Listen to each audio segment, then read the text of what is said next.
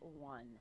Welcome to this week's episode of The Better Half. I'm Kinder D. St. Aubin, the better half of Gambo and Ash, the afternoon show here on Sports 620 KTAR. And this is Katie Hartley, of course, the better half of the morning show with Doug and Wolf. We're going to take a look back at this week, kind of talk about some of the things that were hot in the news this week. Well, let's start in the NBA. The championship series is tied right now. Miami 2 games, Dallas 2 games. We've got Game 5 coming up.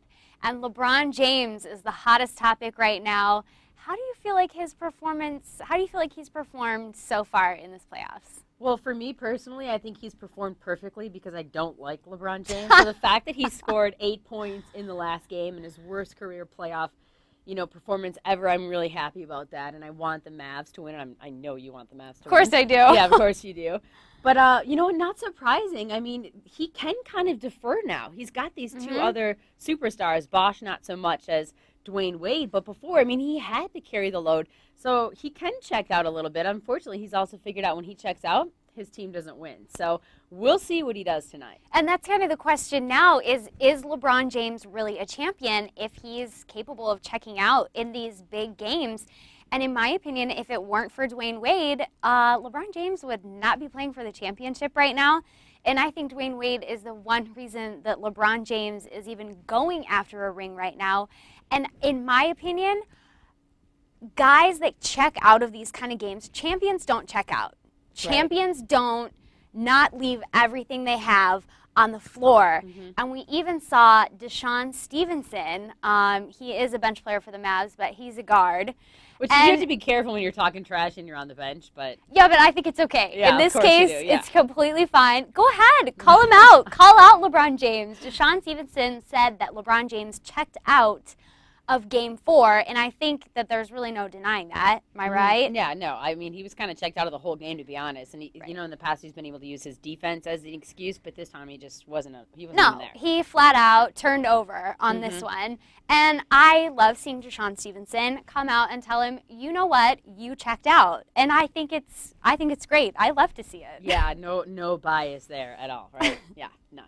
Okay, maybe just a little. All right, just a little bit. Well, now we're going to move on to the Heroes in Zero segment for this week. And, of course, again, lots of talk about Ohio State and Terrell Pryor. I mean, first it's the Pryor stuff, then it's the Tressel stuff, and now we're back to Pryor again. Yep. But we're also adding in a little bit of information from former Buckeye Maurice Clarett. I definitely believe it's more of a cultural problem in regards to just basically young guys, myself being one of them, who comes from inner city, who comes from basically impoverished situation, who just comes from places where we glorify ignorance, nonsense, and just not being responsible. Well done, Maurice Clarett.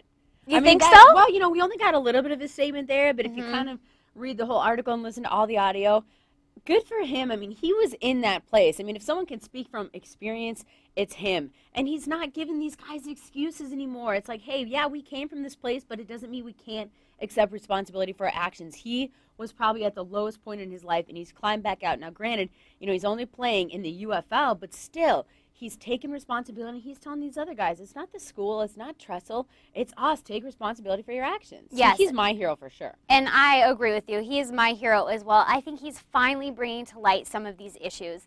I think we all now know that this is not an isolated situation. Terrell Pryor is not the only one who's receiving special treatment. A lot of these college athletes do go through this. And I really hope that now some of the adults in the situations, and I'm not just talking about the kids in their late teens and their 20s, some of the adults in the situation can step up and take responsibility and show these kids how to live right and show them how to grow into this lifestyle. I'd love to see some retired NFL players step in here and really be the leaders. Well, and they might have plenty of time to do that this fall. I mean, they could mentor those college athletes true. Considering that we may not be having an NFL season. And speaking of the lockout, Steve Breston tweeted a very interesting, I guess you could call it video, kind of poetic thing. So let's take a listen. Believe me, I understand how ironic it is that I've told the kid to play 60, but we might not play a minute. Speaking to them with my jersey on, wondering if they still wish to be in it. Or do they see a business now that the world does? Probably don't. They're just waiting for fall camp so they could get some gloves. Or give high fives to players to show them some love. At least get to the season opener.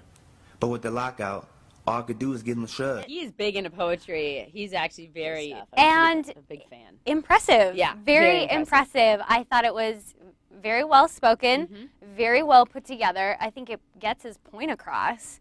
But I was a little bit surprised to see this, actually. Well, you know, it didn't totally surprise me just because of some of the stuff I've read from him before. And I mean, I've talked to him about it in the locker room before, like, what's the deal with his poetry? He's like pretty deep.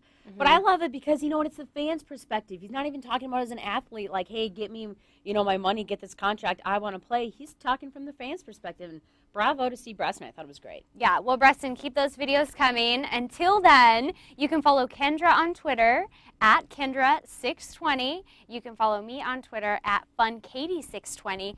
Thanks for joining us this week for our episode of The Better Half, and we will be back next week.